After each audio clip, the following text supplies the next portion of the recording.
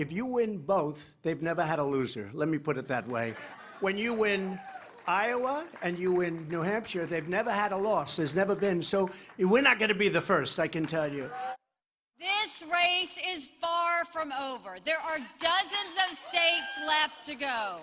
The first party to retire its 80-year-old candidate is going to be the party that wins this election. Tonight, Joe Biden has won the New Hampshire primary with almost 2 times the Democratic turnout as 2012. This is an overwhelming victory. It was a front-runner sweep in New Hampshire last night with both Joe Biden and Donald Trump winning their respective primaries. Trump beat his last remaining rival, Nikki Haley, by over 10 points, and Biden won on write-in ballots despite not officially entering the race. Here to unpack the results and where things go from here is The Atlantic's David Frum. Hi, David. Good to have you back on the show. Thank you.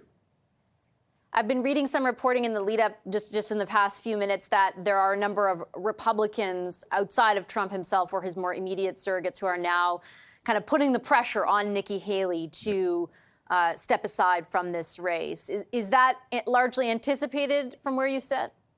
Well, it will be a test of character for her. Republicans fold and fold and fold again. They know the party is in the hands of an unworthy person who's also likely to be a big loser in 2024. But they cannot find it in themselves to say no. And we'll see whether Nikki Haley has that something that is within her. I want to just put a little perspective on what Donald Trump accomplished in New Hampshire. I want to go back to the year 1992 when President George H.W. Bush was running for re-election. He was challenged by an insurgent candidate in New Hampshire, Pat Buchanan, the right-wing commentator.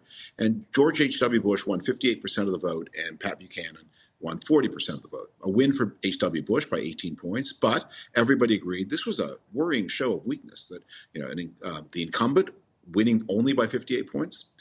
In New Hampshire this time, Donald Trump, who Republicans claim to think of as the incumbent, they think he should have won the last election, he got 54% of the vote, 4 points fewer than H.W. Bush got in 1992.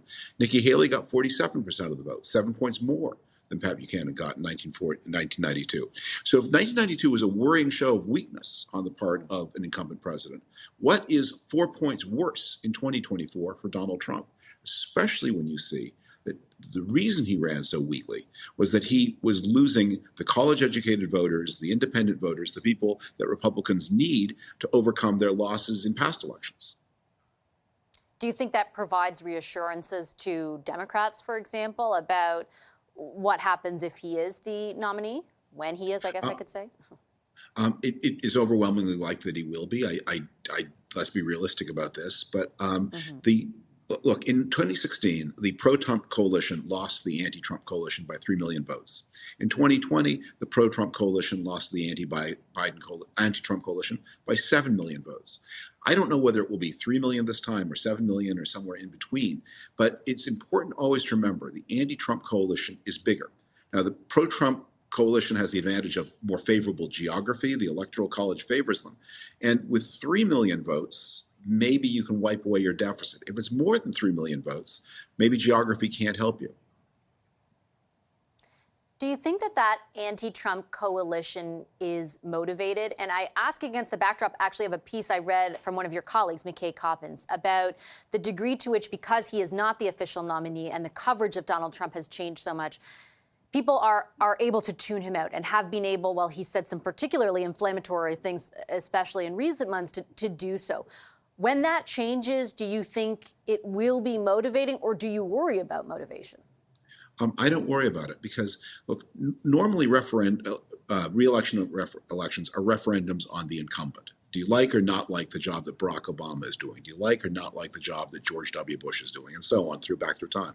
Trump is going to insist that this election be a referendum not on Biden, but on him, because he can't control himself. And Biden will agree, that's a great idea. Let's make this election a referendum on Donald Trump. And when it is, that turns out to be highly motivating. The Biden coalition is a huge one. It spans a lot, everybody from Bernie Sanders to Cindy McCain, the widow of John McCain, maybe even farther right than that. So it's big, it's shabby, it's shaggy, it's messy.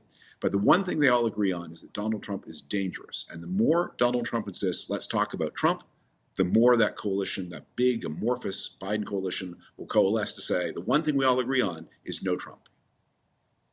What about Biden himself as the candidate? And I know, again, if we're talking in realistic terms, of course he will be. But there's, a ton of polling out there that shows his relative lack of popularity among Democrats. That they, there's not anyone waiting in the wings, but certainly they have their criticisms of him. You wrote a piece entitled "Joe Biden is the nominee Democrats need." Why do you feel that's the case?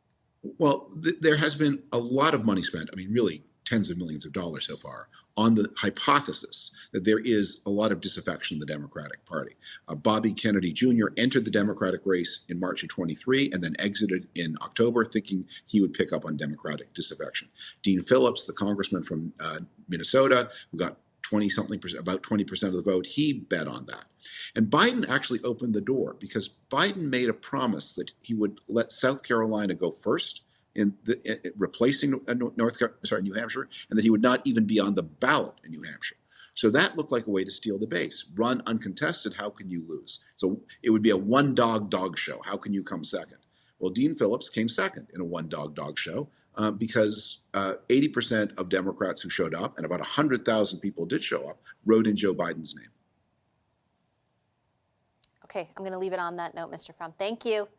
Thank you. Bye-bye.